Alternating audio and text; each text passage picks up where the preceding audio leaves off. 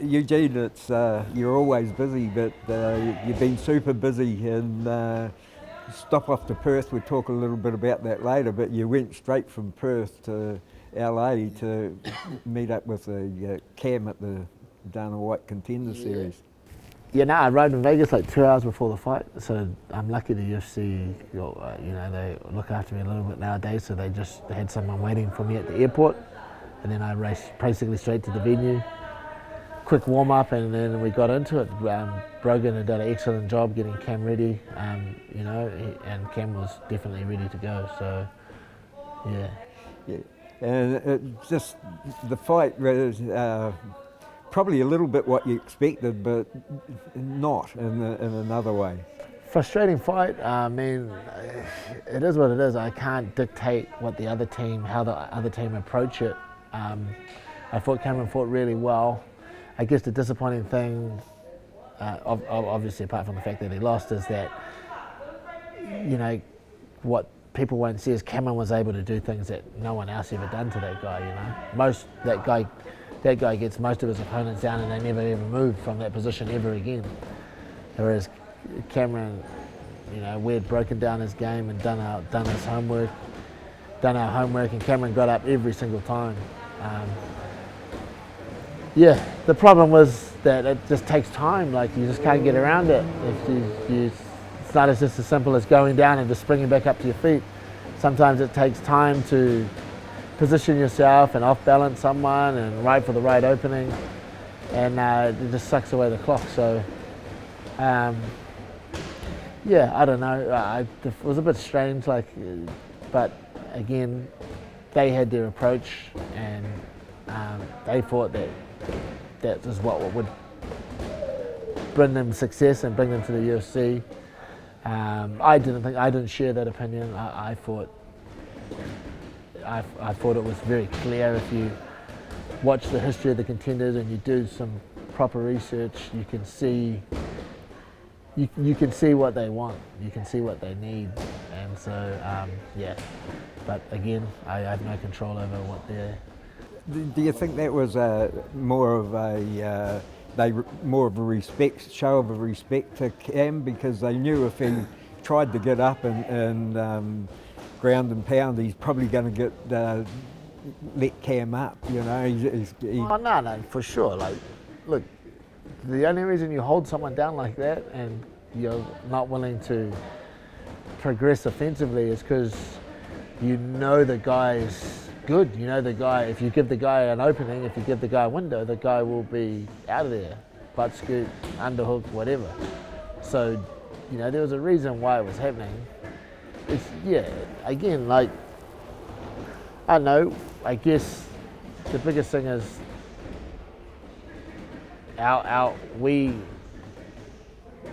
we have an idea of what we thought the approach would be for us to get us in the UFC.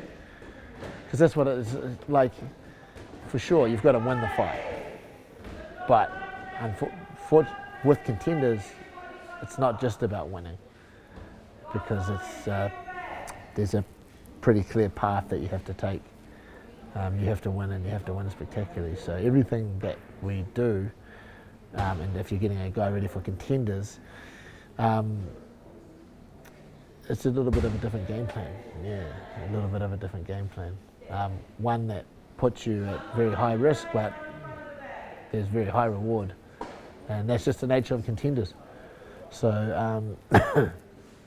I think Feeney's a great fighter. I think he did what he needed to do, but him and his team probably just had a slight misunderstanding about what sort of a contest we were in. Yeah.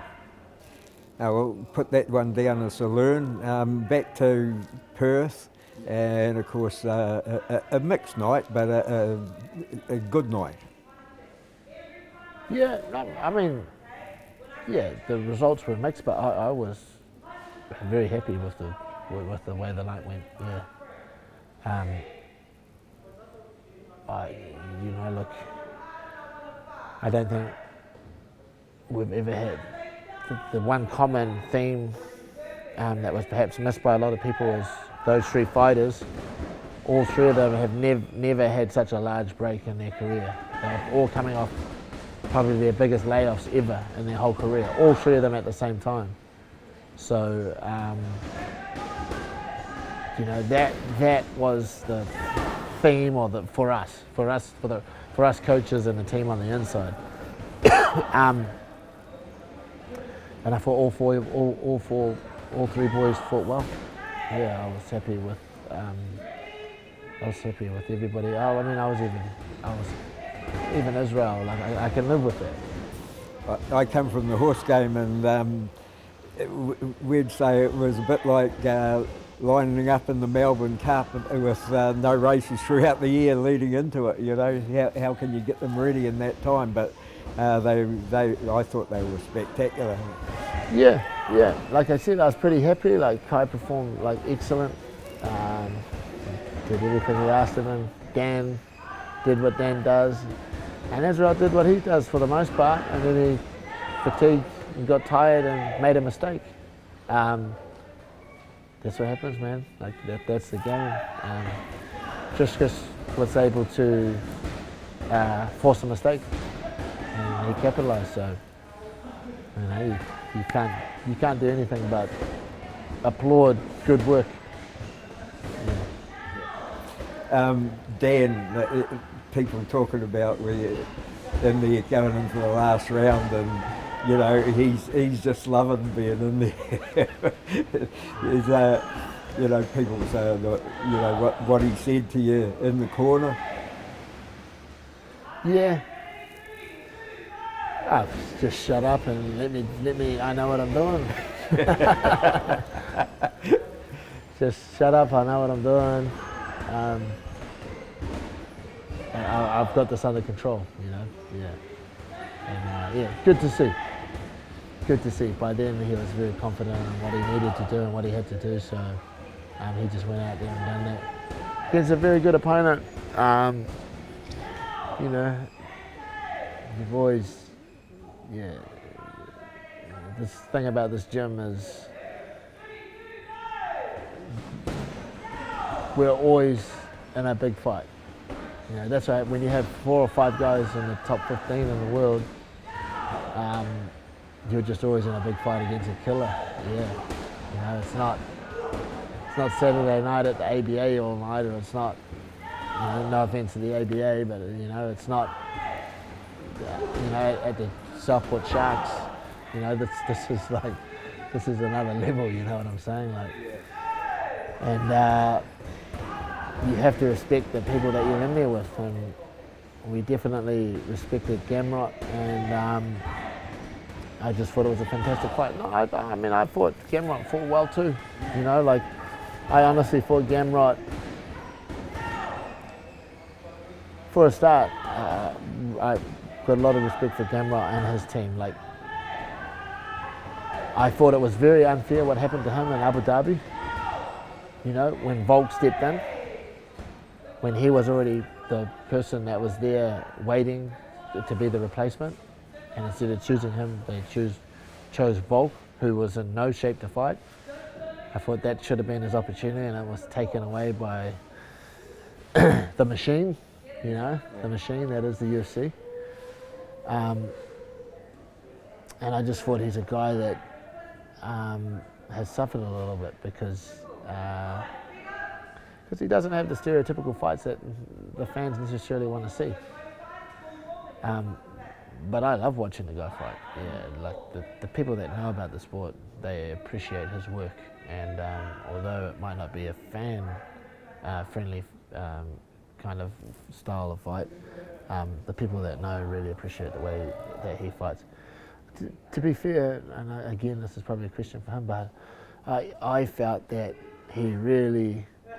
I thought 2 things. I thought that he probably underestimated Dan a little bit. Again, this is just my observation. You know, somehow you'd have to ask him. And in doing so, you know, like went into Dan's warehouse a little bit too much. But I also felt that he was really trying to get that title shot. And pressure of trying to do that might have got to him a little bit. I felt in some of those exchanges that he was really sitting down on those punches and trying to really mix it up with Dan on the feet, standing up.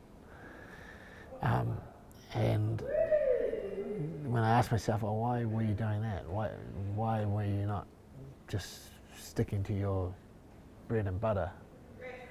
And then you think to yourself, well, you've been overlooked by the UFC. They brought Vulcan on, who was camping, and they brought him on a week's notice. They just got rid of a young flyweight, Mikhaev, who just wrestles too much. They just overlooked Ankalaev, for Pereira. And you've got all this pressure mounting on the poor bloke, and all of a sudden, he perhaps let that get to him and went outside of his wheelhouse a little bit more than he ordinarily does. And I think that played into Dan's hands. But again, that's just my outside observation. I might be completely incorrect on that.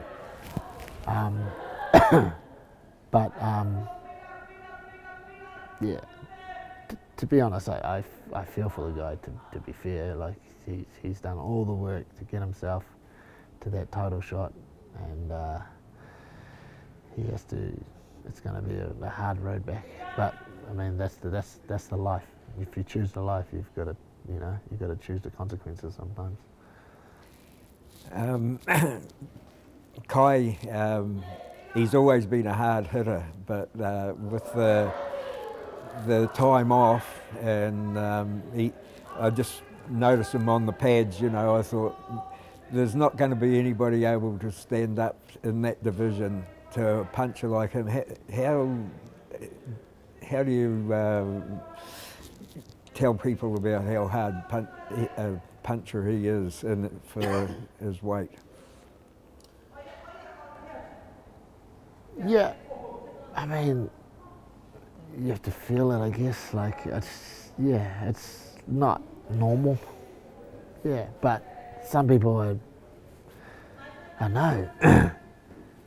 Every now and then, not often, you come across people that are blessed with something special. Most gyms won't come across these guys, Most gyms will come across people in their gym that hit really, really hard, and they'll think that they've found the guy. But that's what you always think until you actually find the guy. You just don't know, That's lack of information. I've been lucky enough to be in this game so long to have experienced that phenomenon.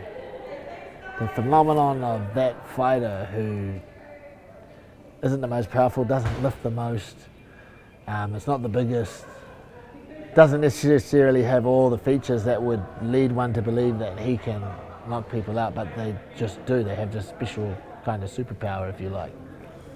I've been lucky enough to have, off the top of my head, another 2 of those guys. Yeah, so I know what that feels like, I know what it feels like. But 2 isn't many. 2 isn't many, but you just know that there's something unexplained in the world going on. Yeah.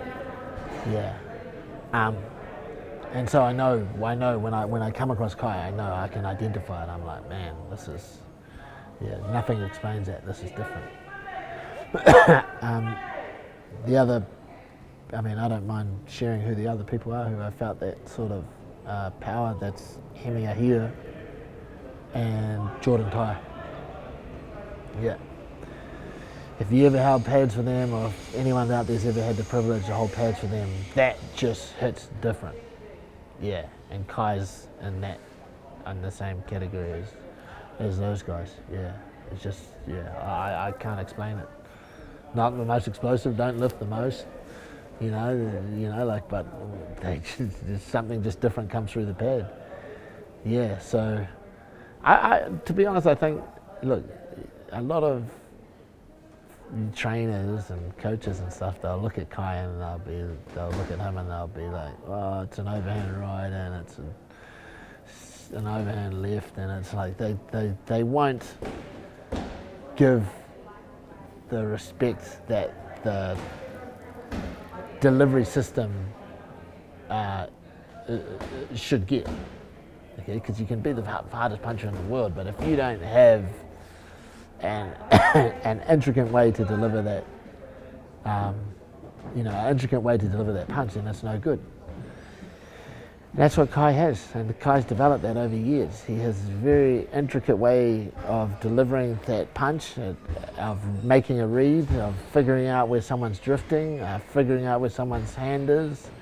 He makes all these calculations. He's done it over years. That's why he continuously is able to get this result, because it's a highly sophisticated delivery system that he has. It's not just coaches and opponents just saying, oh, it's an overhand right. Like, if you make that mistake, then you make that mistake at your own peril, yeah. And the big one is things were really starting to go his way, and I thought Drickus was lucky to be able to stand up, let alone deliver some punches like that. Yeah, I mean, you're probably going to hear something different from their camp. They're probably going to think that things are turning their way. But in my mind, I was very happy going into the 4th and 5th. I thought that the work that we had done, and it was what we were doing was very it was very methodical. Like, we were slowly bringing the hand. We just knew we had to be a little bit more systematic and methodical with Drickus, with the way that his defense is. And I thought during that 3rd round, we had finally made some breakthroughs on that, which was good to see. And I thought the 4th and 5th would start to bring Israel a lot of success, and Israel would be able to find the finish or the shot that really made the difference. It just looked that way to me, so I was like confident. What Drickus did well was what he typically does well. Like, he made Israel work. At the same time, it looks like he has some holes in his defense. He also makes you work to take advantage of those holes. You know what I mean? Like, it's tough work out there the holes are there, but it's tough work to find them. And it just fatigued Israel. It fatigued Israel, and it slowly got to Israel to the point where he was so fatigued Israel, Drickus was able to take advantage of it. Yeah. That was probably something I didn't anticipate happening as much as it did. And I just had an expectation that Israel would be able to push through that. A lot of our training is about reaching that level of fatigue and being able to clearly make decisions. Yeah, so I thought that he was ready for that moment. He was trained for that moment. But yeah, he made some mistakes, which you can only, or in my opinion, you can put down to fatigue. And the fatigue you can put down to the work that Drickus was able to do. So you can't do nothing but applaud that. Yeah. It was a loss, but it was a good loss. Me and Israel can walk away from that loss, and it's measurable, it's tangible. You can put that down. This is why this happened. This is why that happened. The Strickland fight is it's a bit unexplainable to us. Yeah, Yes, that's much harder to get over, because it's like, well, what happened there? Yeah. How are the boys, and when could they fight again? Kai's been in. He hasn't trained, but he's been in, and he looked fine. Dan has been in, hasn't trained again, but I think he still looks like a wreck. But Dan always recovers a little bit slower than. A couple more scratches. Yeah. But I would say they're fighting again this year. Yeah. I would say Izzy will fight again this year as well. Yeah, so, yeah, this could be all on again. This year, it just doesn't stop. Great news. Yeah. Yes. What they call it, what's that saying? straight from the frying pan to the something. Into the fire. Yeah, from the frying pan into the fire. Yeah, for sure. That's been my life for the last 8 years or something, whatever it is. Yeah. Cool, mate. Thanks for the catch up, and good to hear everybody's ready to go again. No, thanks Tony, and thanks everybody that supports us.